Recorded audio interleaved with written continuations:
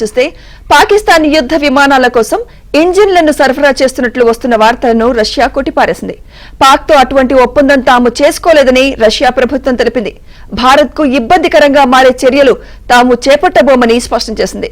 భారత్తో పెద్ద ఎత్తున వాణిజ్య సంబంధాలను కొనసాగిస్తున్న నేపథ్యంలో పాక్కు సహకారం ఇస్తున్నట్లు ప్రచారం చేయడం సరికాదని క్లారిటీ ఇచ్చింది. పాక్లో ఉన్న చైనా తయారీ JF-17 ఫైటర్ జెట్లో వాడే ఇంజన్లను రష్యా సరఫరా చేస్తోందంటూ అంతర్జాతీయ కథనాలు వెలువడిన నేపథ్యంలో రష్యా స్పష్టత ఇచ్చింది.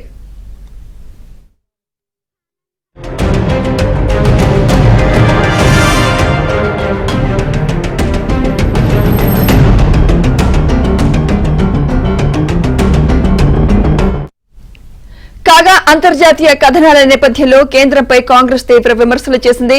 ప్రధాని మోదీ రష్యాను అత్యంత సన్నిహితమైన వ్యాపార భాగస్వామిగా చెబుతారని, కానీ ఆ దేశం మన శత్రు దేశమైన పాక్ కు మద్దతిస్తోందని మండిపడింది.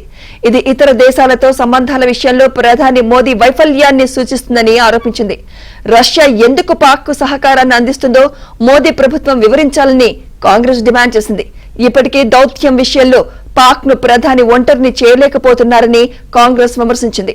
ఈ సమయంలో రష్యా ప్రభుత్వ వర్గాలు చేసిన ఈ ప్రకటన ప్రాధాన్యం సంతరించుకుంది.